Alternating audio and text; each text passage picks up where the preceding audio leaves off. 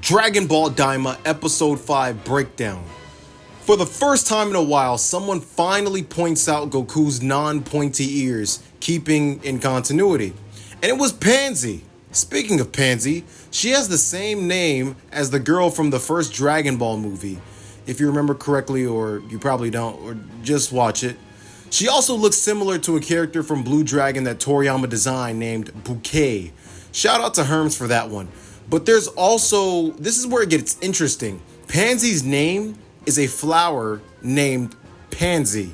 That's what her name pun is. Likewise, Bouquet from Blue Dragon, her name is what you would call a huge bunch of flowers. You know, the ones seen at weddings and stuff.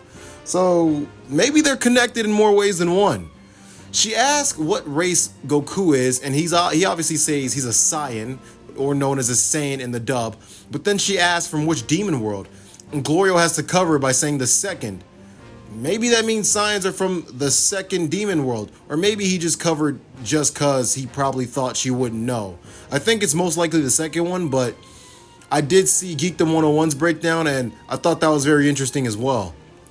Pansy also mentions the only reason she failed was because her gunpowder in the wasabi bomb was damp. Which is pretty hilarious. It's like making excuses like.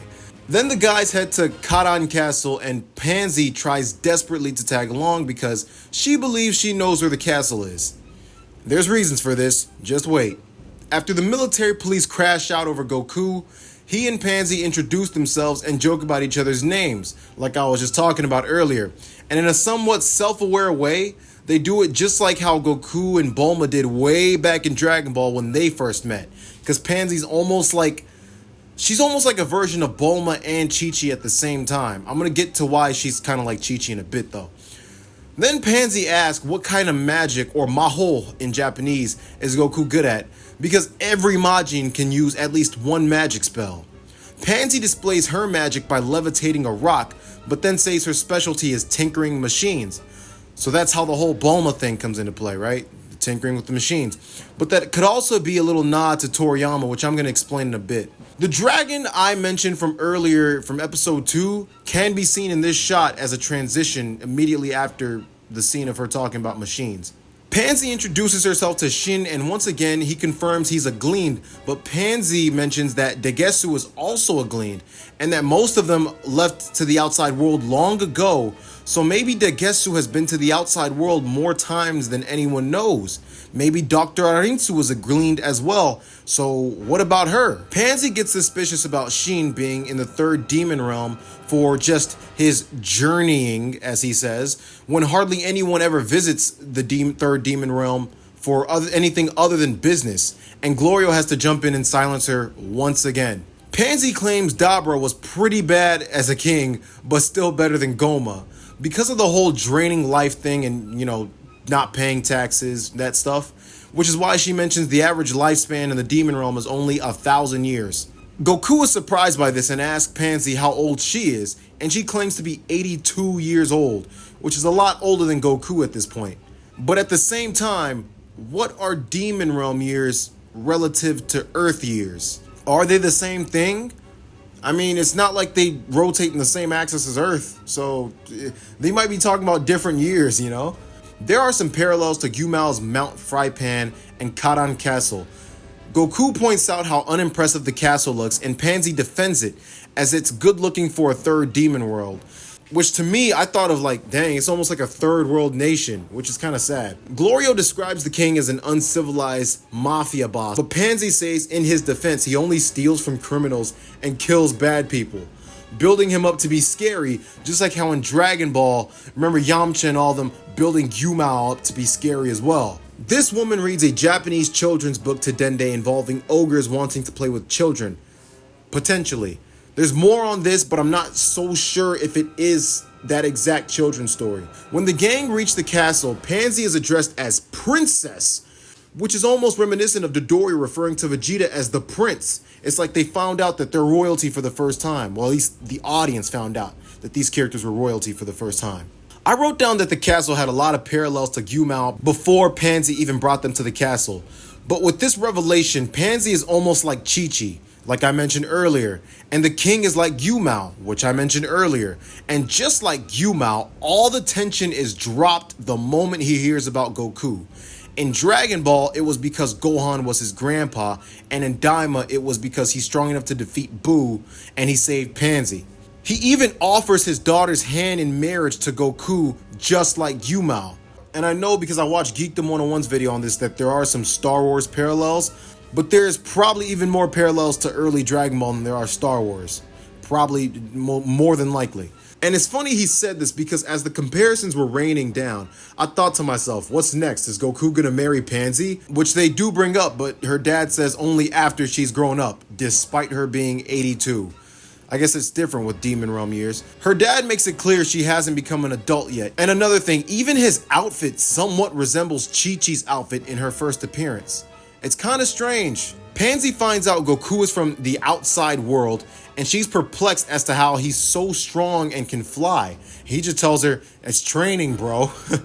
Her dad wants to defeat Goma so that he can become the supreme king of the Demon Realm and bring peace. So he has his own motives, if you haven't been able to tell already. Goku reveals to Pansy and her dad that he's already married with kids. And it reminded me of GT episodes 7 and 8 when the people of planet Galvo were shocked by Goku being Pan's granddad. When Goku confirms he plans to fight the Tamagami, Pansy mentions that no one has gathered all 3 balls before. This further builds the Tamagamis as being this huge threat in the series, much like Glorio's shady behavior. All this stuff is getting built up and there's gonna be a huge blow off later. This shot of the Tamagamis is once again reused. In Goku's fight to test out his strength, he swings from a demon's weapon in the King's Castle just as he did against Piccolo at the King's Castle in Dragon Ball.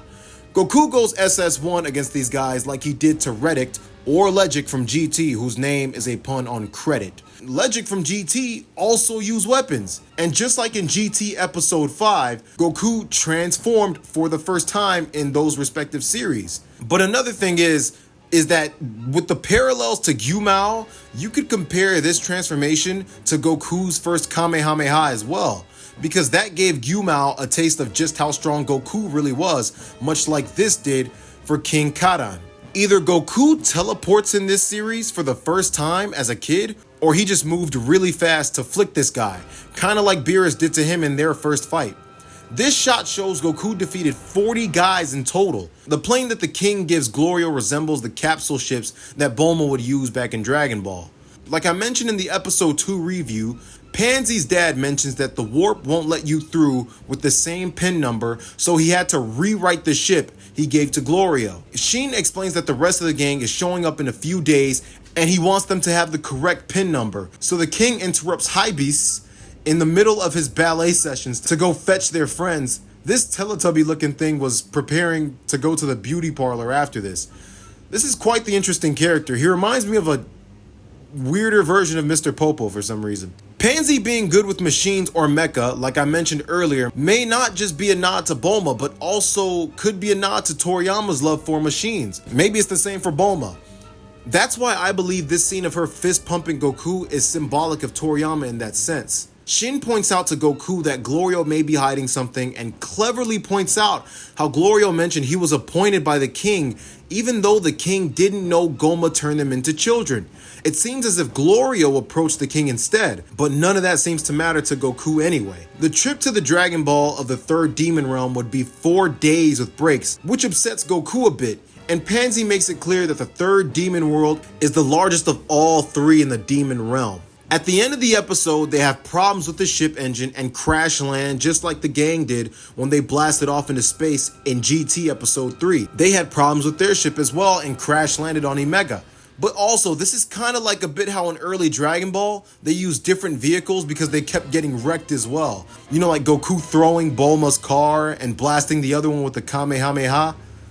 And so that's all the Easter eggs for Dragon Ball DAIMA episode 5. If you haven't checked it out, watch my Dragon Ball Super highest and lowest rating shares video, and I will be dropping my review for Dragon Ball DAIMA shortly. See y'all there.